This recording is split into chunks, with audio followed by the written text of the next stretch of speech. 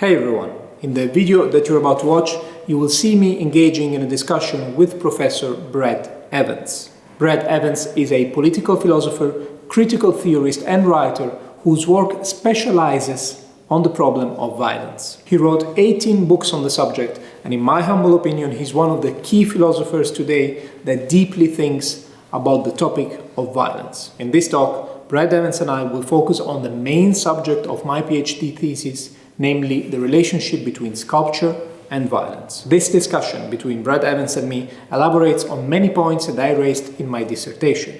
So perhaps before watching this video, you might be interested in watching my actual PhD defense. I'll link to it in the description below. This talk was recorded at the Royal Academy of Fine Arts of Antwerp. The video quality of the first minute or so is not at its best, but that gets immediately solved after a few camera adjustments. The talk also ends rather abruptly as we ran out of time and the people in the room were eager to start with the Q&A, which I reserved for another video. If you want to contribute to the discussion with a comment or a question, you are more than welcome to do so in the comment section, so that hopefully we can keep this discussion alive. So without further ado, get yourself a drink and enjoy the talk.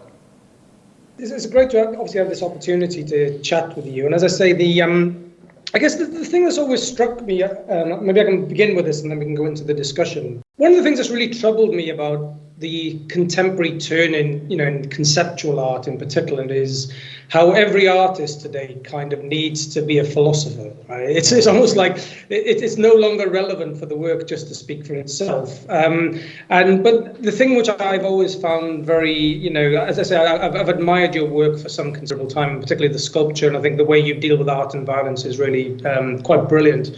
But also I've been, the things you have to say about violence are also very interesting as well. And so whilst I don't think every artist should be a philosopher, I think if you are going to philosophize, it's worth, saying something interesting. And that's where I really want to kind of, push you a bit today. But I think before we go into that, I'd be really interested to know a bit more, I thought, about your background in Iraq and then into Florence. But when was the time you decided to first become an artist?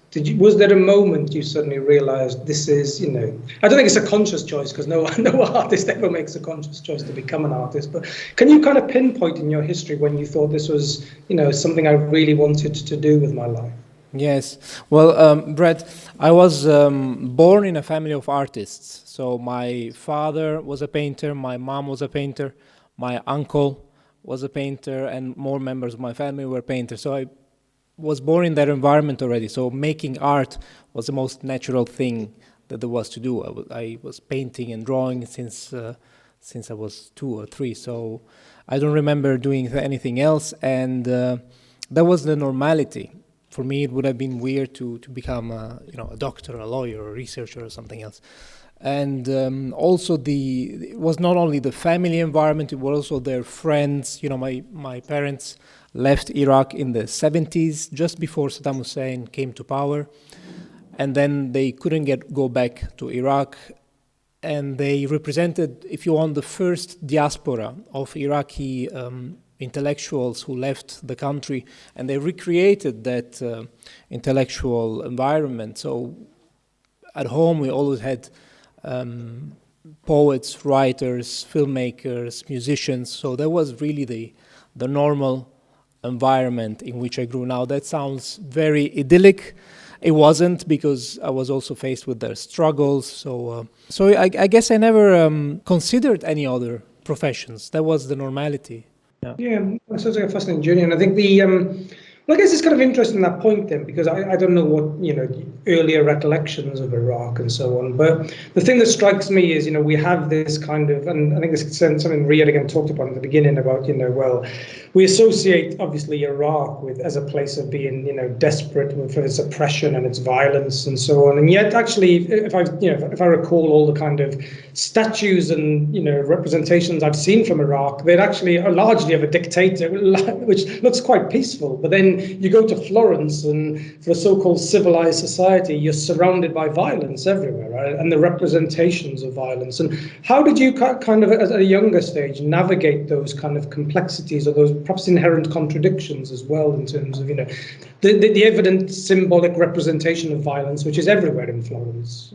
Yeah, it's true, actually. Now that you say it, statues, monuments, paintings even, usually are depictions of scenes of violence. You have the David of Michelangelo, the rape of the Sabines, a fight is happening. There is always conflict in sculptural representations, but also in art in general. Even in Assyrian sculptures, actually. Look at those Assyrian alabaster reliefs. They are all depicting scenes of war, hunting scenes, the lions, lots of beheadings as well happening there. So I think that testifies to, again, policies of power. What do these monuments mean?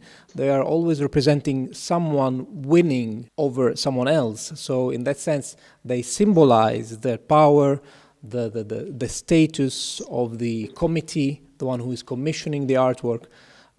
Let's not forget that the concept of art as we intend it now is very modern, is very recent. Usually art always had a different function, and that was underlying the ruling powers and showing to the citizens and the people who was in power. Mm-hmm. Yeah, well, it's really interesting because because obviously the title for this seminar is Art and Violence, and I think one of the questions we can ask ourselves, first of all, is it possible to ever separate the two, right? Can we have art without violence? And I would say probably good art, no, right? There's always that kind of, even subtle or intimate relationship to it. And by coincidence, I went to the British Museum yesterday and, walking around the museum, and not only does it kind of reaffirm the idea of, a natural history of violence, but as you say, it's a natural history of violence, which first and foremost is consecrated in stone. And it begins as a testimony, but not only just as a testimony as well, there's also a kind of a transgressive witnessing to history as well that takes place. And and it's kind of interesting because we spend a lot of time looking at kind of the Roman sculptures, which are very which are equally as important there. And while on the one hand we know now there's a great deal of important critique of the idea of the figurative, we're still glad they did these sculptures, right? They're still aesthetically beautiful, and there's that thin line between the aesthetics of beauty and the aesthetics of violence is also very there right from the beginning, as you say. Even in the earliest, the Syrian representations, even the massacring of the lions, it's still a very beautiful composition, and that line between beauty and violence is also the inherent tension which you talk about as well, I think. Probably there are different agendas behind the making of an artwork. The artists themselves, they're more interested in the beauty, in making the artwork. They enjoy the making of it, and in the theories of beauties, if you want, behind them, the rules of aesthetics. But then who is commissioning that artwork? Let's not forget art was always commissioned by the powerful one, by the rich ones that had their own different agendas. So Roman portraiture, for example, we appreciate it aesthetically, but they were literally propagandistic statues meant to be spread around the Roman world to show who was the ruling authority at that moment. We appreciate them now for a totally different aspect, let's say Greek temples as well. The only thing that is depicted on those Greek tympanons and on the friezes is scenes and images of war to show who was commissioning it, who was the powerful person at the moment. But the artists themselves, honestly, and I think still today, are more interested in just making their art, and we're always looking for people who want to pay for our work and who wants to buy our art, and that gives us a different reason for doing these things. And then, of course, the question of ethics comes in. Who is the commissioning authority nowadays? You have, the controversy about who is in the committee of which museum. We had the Blackwater scandal, I think, with the MoMA. I don't want to be wrong here. I might be wrong, but who's behind all these things? And is art or the market, the system between contemporary artwork, is it really that ethical and that morally responsible, or are we just trying to get by and do our thing and then not looking at who's behind it? Mm-hmm. Yeah, and it raises an important. I think I agree, and I got this from your presentation. First of all, there is no politics without the image. Right. So, and actually, especially in contemporary societies, that and we're so image conscious. And your point, if you trace this back to genealogy of this, historically, he who controls the image, and it often is he, right? So he who controls the image is the one who controls the political. And in that sense, there's always, right from the beginning, art and politics have been inseparable as well. And there's no distinct sphere between art and politics. They've been so interwoven with one another. I wonder what your thoughts are that in terms of then, why stone, right? So in terms of, for all the kind of contemporary mediums you could have been working with, stone becomes the one that you go to. Now, it's to me that was actually is really refreshing, because we have a kind of a sense in which, people might say historically, have we not exhausted the potentiality of stone? Right? It's almost like a stone not being done to death, right? But for you, it's like, no, actually, there's more to be, and I'm thinking again of Michelangelo's point about, okay, the infinite potentiality. There's still something new to be done. And maybe we're only just beginning, right? This is an interesting point, about, are we just at the start of what can be actually excavated with stone? And is there, and also, I guess perhaps my other point was thinking about this in terms of, we live in an age today where everything is so fleeting. Maybe is there not now a yearning back for something which gives us a bit more permanence? I'm wondering whether that came into your thinking as well with this. That's a complex answer. First of all, you have to understand that growing up in Italy, especially in Florence and in Rome, you are surrounded by stone sculpture. The term sculpture is immediately associated with stone. So when you say, I want to become a sculptor, you just think about stone. So culturally, that is already embedded depending on where you grew up. For example, here in Belgium, sculpture is more bronze because they lack the main material, which is stone, and they have more clay. So the development is more bronze sculpture. So where you grew up definitely defines why you choose for a specific material, at least in my case. But then again, of course, in retrospective, after this research, I tried to put some answers to that question and try to mold it into my own questioning of the research. So why stone now? I can tell you because of all the things that I mentioned before. Stone has a longevity to it that is perfect for sustaining the agenda of political powers. They want to maintain the status quo. That is the main concerns of whoever is in power. You want to maintain the status quo, and stone, still up to today, is one of the most durable materials. So, of course, you write your inscriptions in stones, you mark borders with stones, you make your monuments with stones, your own portraits in stones, and that guarantees that they stay for eternity, if you want. We still have those here. But then it has also become a fetishized object. It's interesting to see how contemporary artists who have nothing to do with stone, who don't have the artistic background or the crafts background to carve a stonework, are now suddenly producing stone artworks. Then the question, why stone? Why do they need? I am personally also, as a stone carver myself, addicted to the gesture. I really like the gesture of stone carving, like a runner who likes running. But why do artists who have nothing to do with stone still produce stone artworks? I'm talking about big names like Anish Kapoor, Jeff Koons, Damien Hirst. Here we have Jan Fabre. They don't even know how to hold a hammer and chisel, but still they produce stone artworks. So actually they become the commissioning agent. Is there only a monetary reason behind it, or do they also want to keep their artworks for eternity? What are the motives behind it? I'd like to ask. And the market, they're very expensive, and when they make these artworks, it's already guaranteed that they sell. So it's a very good source of income as well. And then wanting to be part of this tradition. Now, these are not my motives, but I'm questioning in general to other artists, why stone? That is also something that I would like to ask my students here. If you want to make a work in stone, think about all the meanings that are behind stone, consciously and deeply, and also the respect for the material, because it's a very old material. Marble is about 350 million years old. Do you dare to touch it? Do you feel that much important to take it and change its shape to express your emotions, thoughts? with it. Yeah.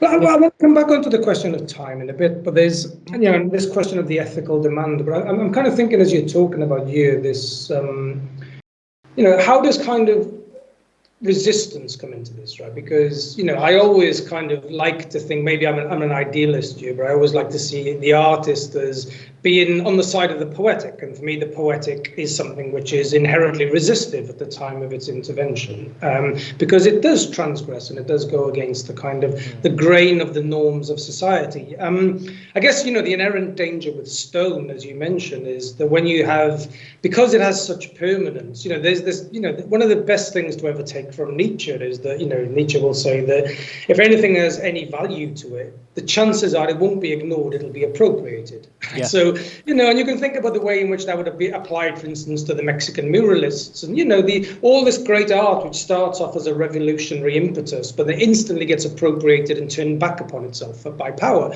And I'm wondering how that kind of plays out historically, but also the way in which then something which might start off as being very kind of powerful and expressive can actually be decontextualized. And I'm thinking of the work of Rodin and Rodin's The Kiss and the Thinker, which we know have a much more darker history in association with the gates of hell, but they now just become banal and kind of arbitrary kind of representations. So I'm wondering in terms of, maybe for an artist, maybe there's a danger if you're working with stone, and I'd be interested to know then how you would tell your students with this as well, maybe not to think too much of the future, because you have no idea how that work is going to be taken, right? And I think that's something which we have to, even as a writer or anybody, we have to recognize that we have no idea where this stuff's going to land, where it's going to be taken up. All we can kind of do is try to be ethically committed at the moment of our production, and hopefully it'll have the right resonance. And I'm not sure what your thinking is on that. I like to think about the future because, of course, if you choose stone, you choose to make a work in a material that will stay forever, figuratively speaking. I think we should be ready to have it reappropriated, yes. And also there is an aspect of fatality in that. Well, first of all, the violence of the carving, but that's another issue that we can talk about. But also the violence that we see that is being now carried onto monuments like the Bamiyan Buddhas or iconoclastic movements. We have to be prepared for that as well.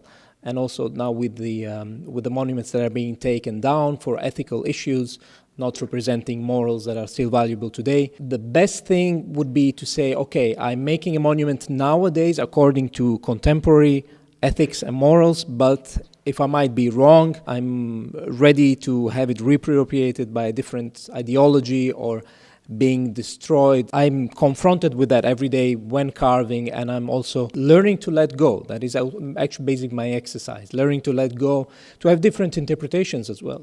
I've made a couple of sculptures that have been interpreted in completely different ways. And that's fine. I don't have any problems with the interpretation not reflecting my own ideas behind it. We cannot look in the future, of course. So we have to do what we do now. I do think that we need to be more, especially when carving stone, because it's such an important material, that we have to be a bit more serious about it. Because of the history behind it, because we have a responsibility, a lineage, if you want, to respect, not only towards the aesthetics, but also to the craft, although I've been shooting at stone, so that might not be seen as respectful, but I've been doing it on my own work, so that's also another thing. Yeah. Well, I don't want to put you on the spot a bit then, maybe with this question, because, but I think it's maybe important. How do you, as an artist, look upon the current politics of precisely the pulling down of statues? And I'm thinking in terms of the contrast where one of the things that strikes me about particularly like a city like Rome, it seems like nothing from history has been erased. Right? They keep, everything is there, everything has a permanence. Even, the history of Mussolini or whatever, it's still there and it's still very prevalent. And so how do you as a sculptor look upon, for instance, the recent events in Bristol where the Colston statues pulled down?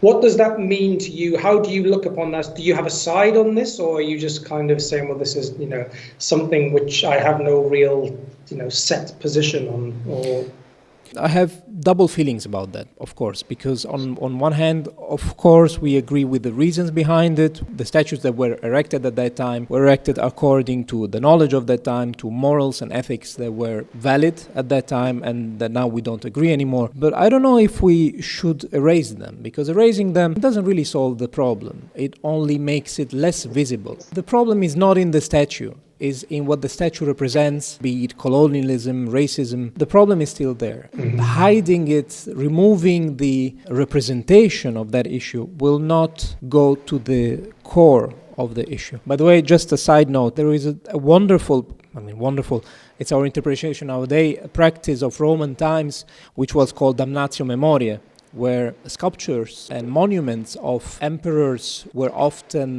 defaced, emperors who misbehaved. Coins were literally defaced, inscriptions were literally cancelled, and we still see those. We see traces of those iconoclastic cancelling trials. By the way, the Colosseum in Rome is called Colosseum because next to it there was a huge statue of Nero, the Colossus, and it was as high as the Colosseum today. That was completely removed. It was a bronze statue that was cancelled from history.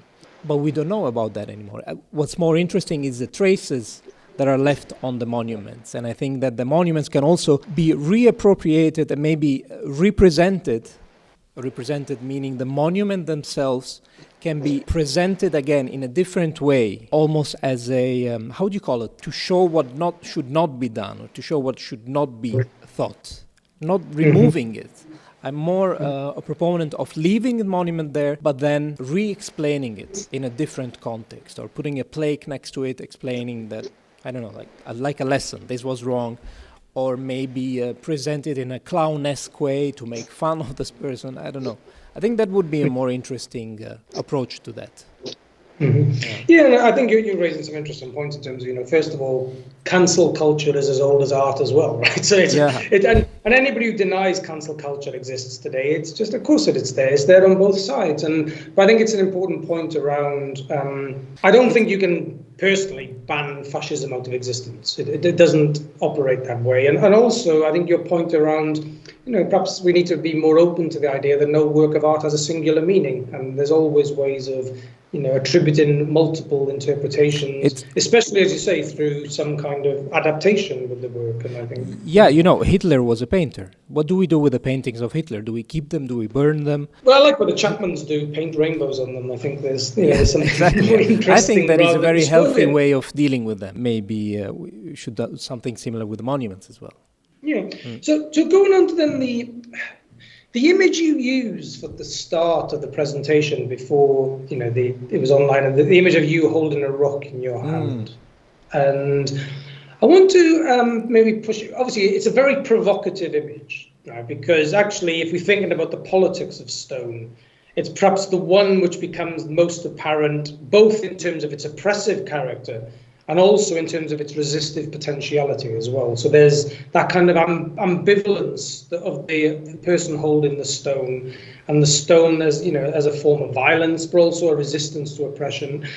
And as I was looking at the image, I guess there's a couple of thoughts which I had, which kind of going off on different tangents. First of all, I'm taken by Deleuze's ideas here, and ideas of becoming. And when Deleuze says, when we engage in art, we don't try to mimic anything.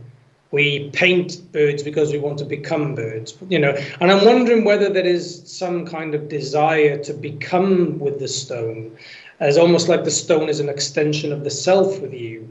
And I was thinking back in this in terms of, is there a hidden secret? I'm sure Freud would have a lot to say on this, but is there a hidden secret desire that we all have, maybe to be memorialized in stone? We all want to be the one who's ultimately looked upon by Medusa, right? Even though we know it's fateful. And I'm wondering how do you think desire plays into that work? Because we know the desire with violence and desire with revolution is there.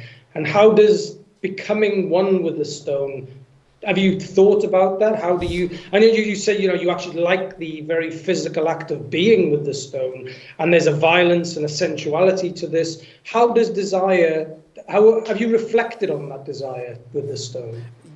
Yes, I did deeply actually, and that is a very interesting point to hear from a psychoanalyst, because first of all, we encounter the phenomenon of petrification in many myths and legends. If you read myths and legends from all kinds of culture, there is always a myth where rebels, people who disrespected law and authority, have been petrified as a form of punishment. We see those in England. There are a lot of these menhirs, these standing rocks that actually are believed by local myths to be petrified people. But beside that, there is a very interesting point. I'm happy that you raised this question. So in classical sculpture, the traditional sculpture and stone carving, there is this idea that the figure is entrapped within the stone. This is an idea that Michelangelo put forward, and that the task of the sculptor is to free the figure that is entrapped within the stone.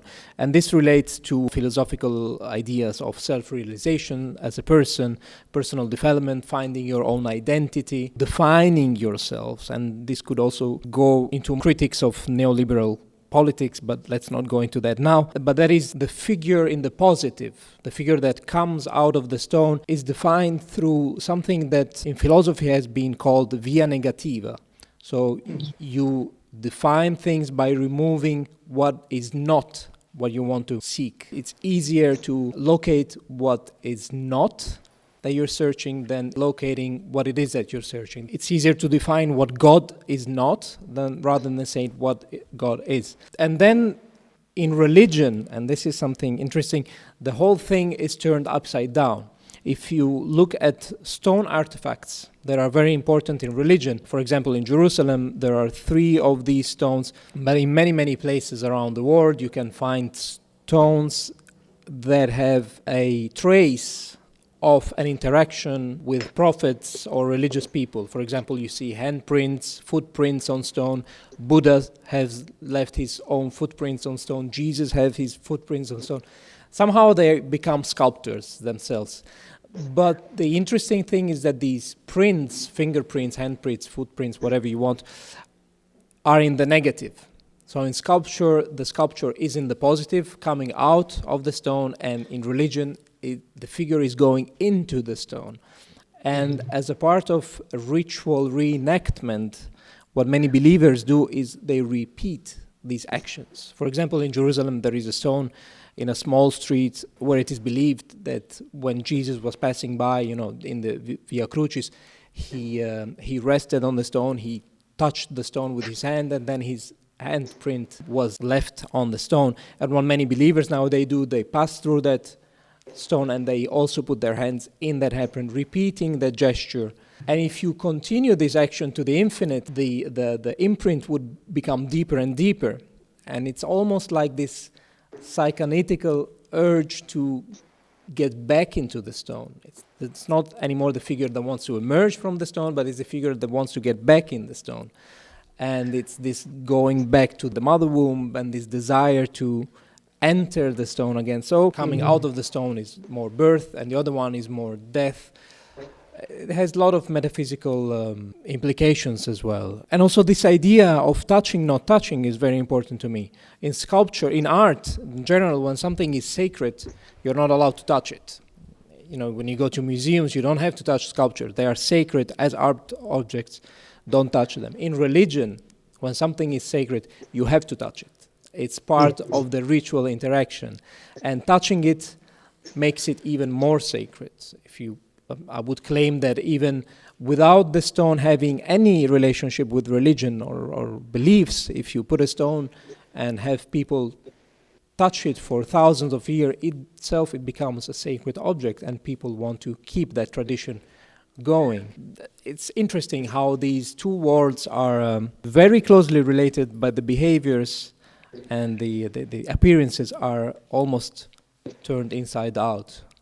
Well, I'd like to come on to the way this theology seeps into art in a minute, but I think what you've mentioned there is really important in terms of Because what you present is really basically two regimes of metaphysical truth, right? The one regime of metaphysical truth, which is the truth which emerges from within, which is meant to be almost like a self-evident truth.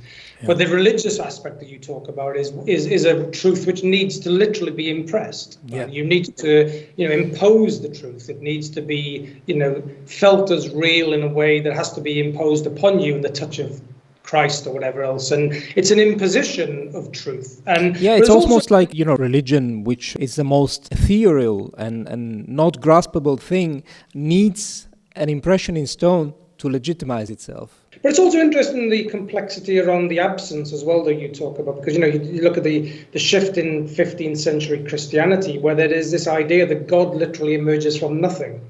And that makes him altogether more magnificent, right? Because if he comes from nothing, that means that he is altogether more brilliant, altogether more exceptional, altogether more metaphysically powerful. And I think that is that duality that you talk about between absence, presence, subtraction, and the violence that connects to that can tell you everything you want to know about a regime of truth and a regime of power and a regime of metaphysics, precisely with its relationship to how absence is conceived. I think is a very important point through the way you work it. So if we then, I want to just kind of deal, before we get on to violence, I want to just ask a bit more of a personal question. I don't know how you've, had to deal with this before, but I'm sure, I'm always kind of completely amazed by artists because, for me as a writer, if I put something out there as a writer, I can kind of absolve myself very quickly if somebody criticizes it, because I can go, well, actually, it's not my ideas anyway, right? I'm just bringing other people's ideas together and putting them out there. But I think for an artist, you literally, without becoming too theological, you do kind of bare your soul constantly, and you put in something which is very singularly yours, very singular. People might say, oh, well, there's influences from here and influences from there. We'll go into influences in a moment. But this idea of, revealing and putting something out there, I'm sure, no doubt, you've received many criticisms of your work because, there's none, art wouldn't exist without the critic. So how do you personally deal with criticisms of your work, especially in the context that people say it's either too political or it's too violent? What critics, nowadays art has lost any, I wouldn't call it lost, maybe gained, but anyway, there is not anymore one parameter of judging art. There are so many parameters and paradigms through which to look at art, and art, it's so variegated nowadays. There isn't one art. There is, as in music, there are so many genres in music. Look at, for example, historical periods where, for example, 1917, when, Duchamp made his fountain. At the same time, Picasso was painting and some other people were doing different things. So, and it's all equally accepted, and it relates to different interpretations, different tastes. So I deal very easily with criticism. It's like, it's not for you. It's fine. I don't want my art to be accepted by everyone or appreciated by everyone. Actually, that would be an indication of maybe bad art or something. But I'm fine. It's not for you. It's for someone else. There is so many things. And I've met many curators. I remember seeing an exhibition by Anthony Gormley in London. And on that same day, I met two important international curator, and one loved it and the other one hated it. So it's fine. They eliminate themselves. It's not for everyone, and that's okay. Well, I think that's the point. Just don't take it personally. I think it's it's also like, who are you to criticize? Also me myself.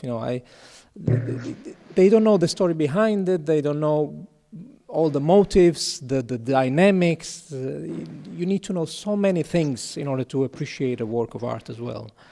You can't criticize. I think a more healthy way would be to look at what can you learn from what you don't appreciate. If you don't like something, perhaps that's your problem.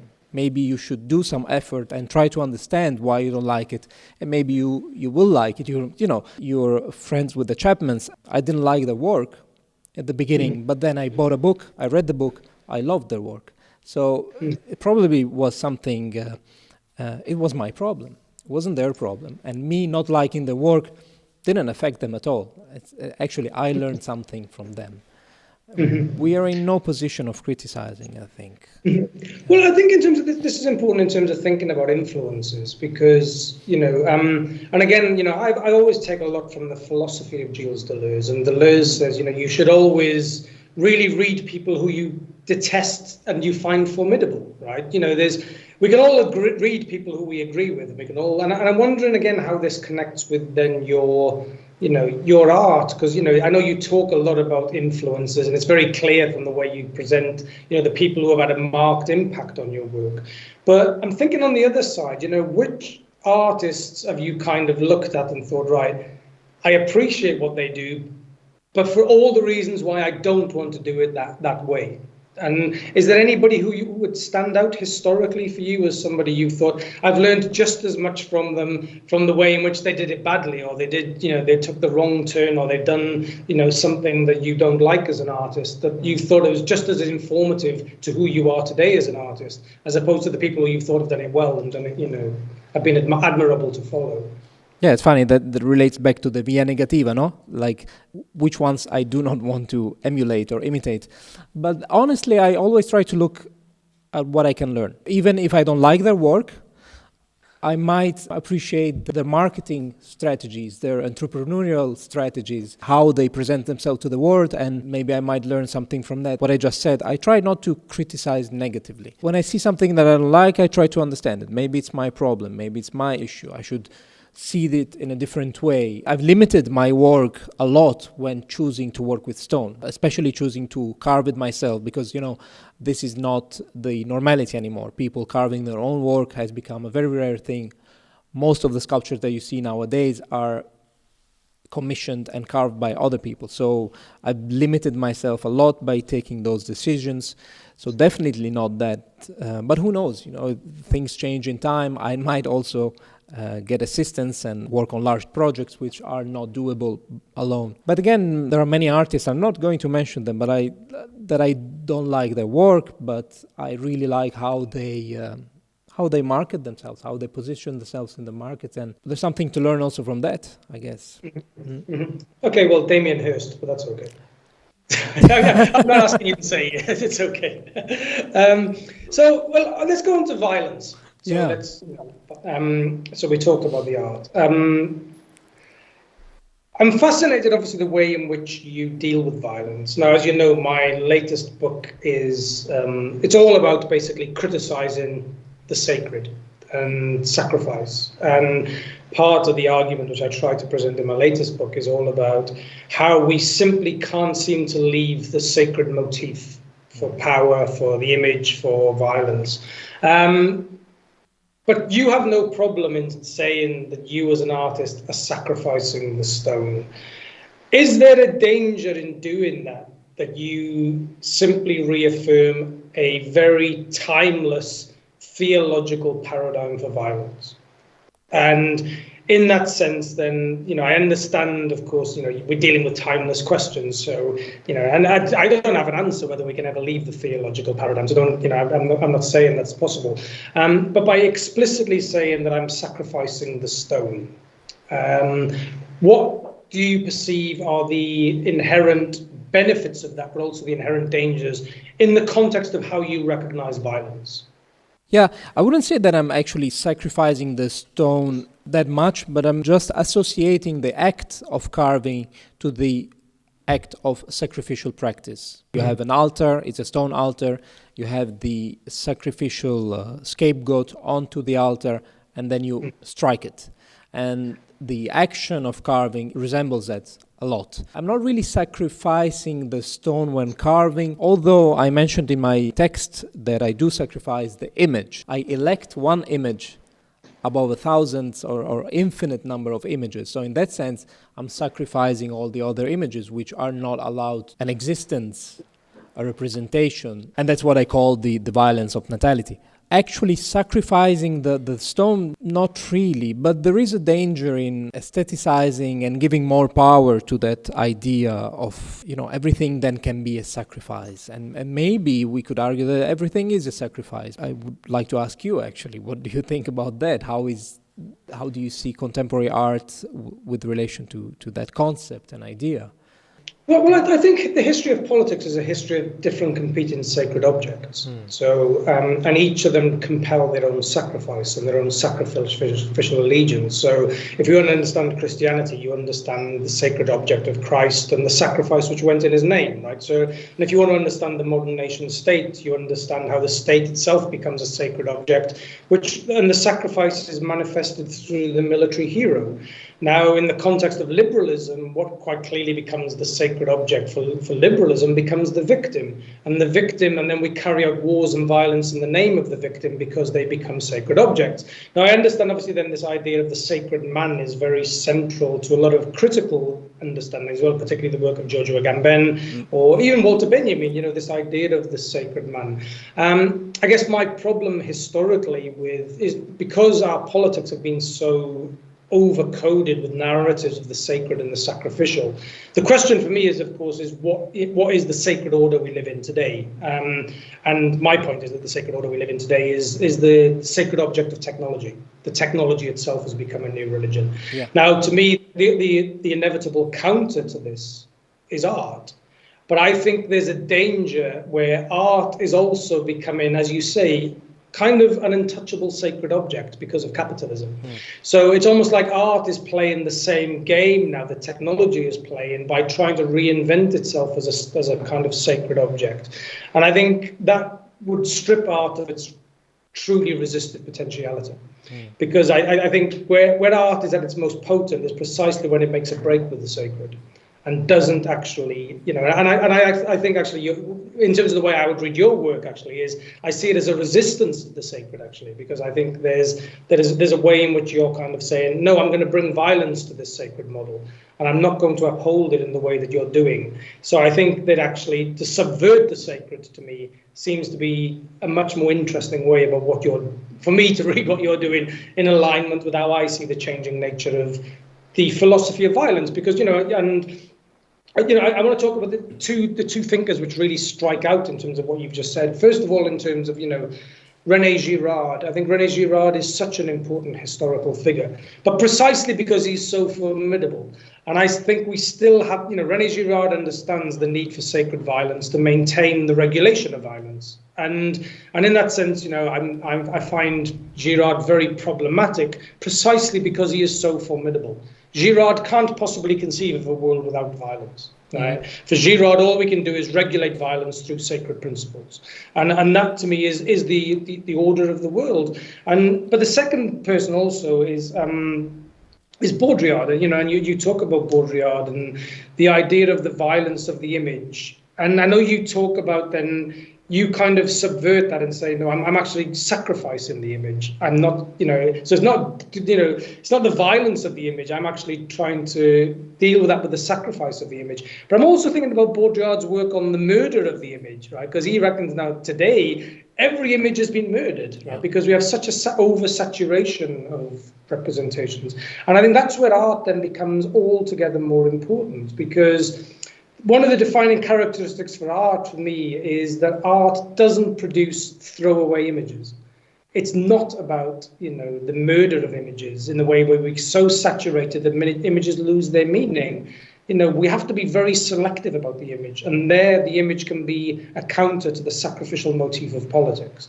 So that's perhaps my response to that, and I don't know if that answers your point. You talked about the regulation of violence, according to Girard. You see, in art, we can do things that are otherwise not acceptable.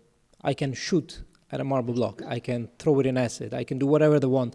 The Chapman brothers can paint on Goya. Ai Weiwei can destroy a vase. Isn't that itself a way to escape the actual violence in the world? As Girard said, as a way of channeling the violence and not doing harm to anyone. And if famous people do it, it gets even more praised.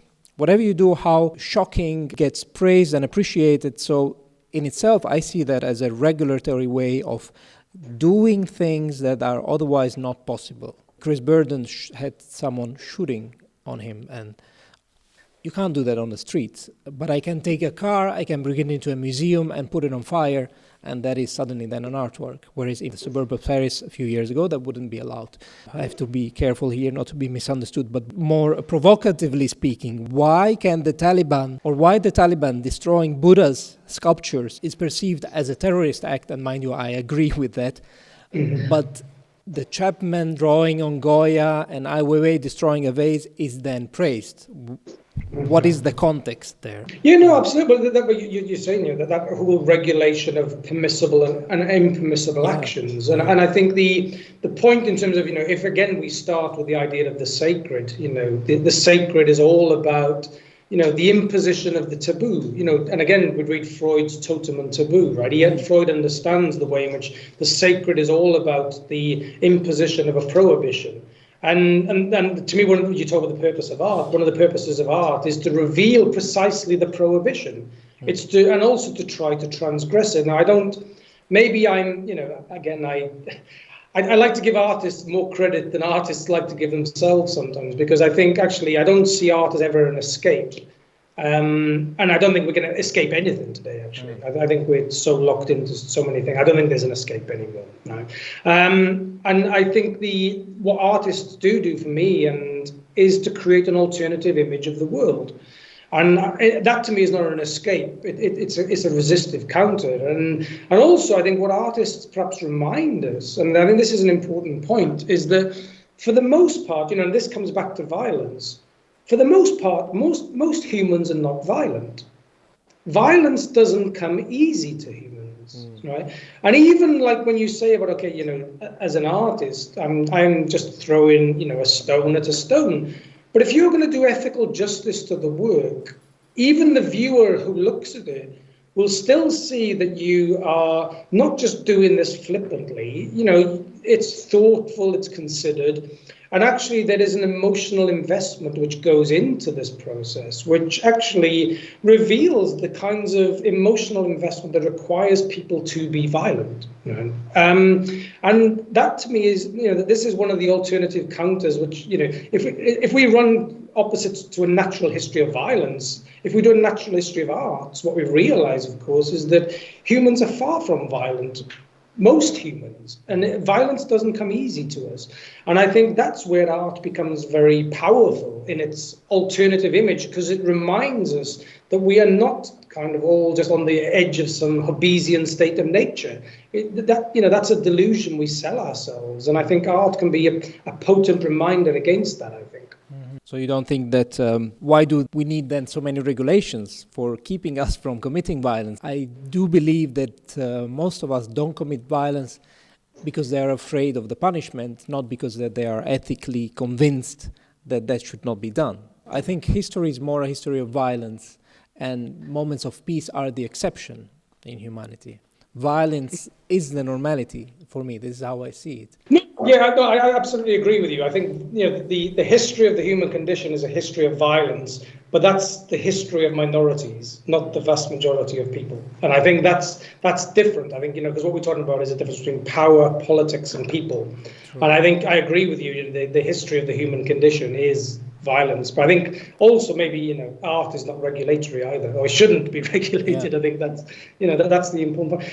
But maybe we could just have I'm just interested in terms of and we can maybe answer a few things. I think the thing I like about your work is the question of time, and I think one thing which really sets out art as opposed to particularly technology is art takes time. It's time to reflect. It's time to dwell upon the considerations of the world. But what for you lies ahead now? What's in terms of your I know obviously you got the PhD and okay, right, great, but as an artist now and a practicing artist, what is really compelling you at the minute in your work, and what's making its demand upon you as an artist in this current moment? Well, surviving as an artist, that's already a big challenge now.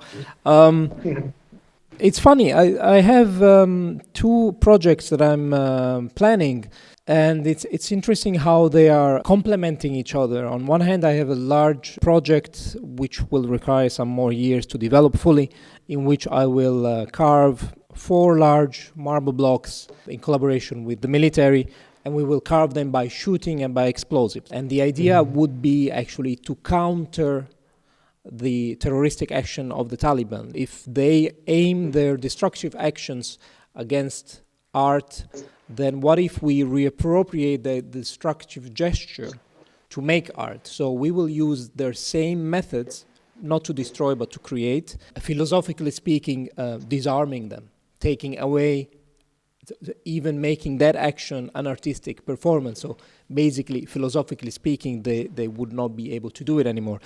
But it's interesting how then I get approached by institutions to help them with a restoration of monuments. I've been recently contacted by Colombia to go to Iraq and help with the restoration of a monument, and literally carving the ancient carvings, recarving them.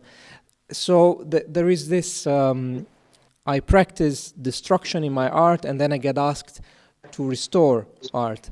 So this is an interesting development that I didn't expect. Maybe they might reinforce one another.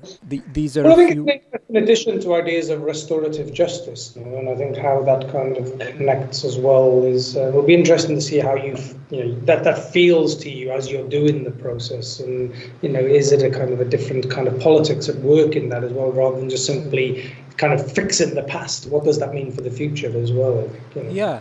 Of course, there is also the idea of, carving by means of shooting is very distant as an action. It's just pressing a button or telling to a sniper to shoot exactly at that point. That's very dehumanized, if you want. The act of sculpting, it's more, I compare it to an act of murder, The chisel that answers to the stone is more murdering someone with a knife. It gets that close contact with the stone and with the materiality that somehow stimulates the beast or the animal in you, if you want.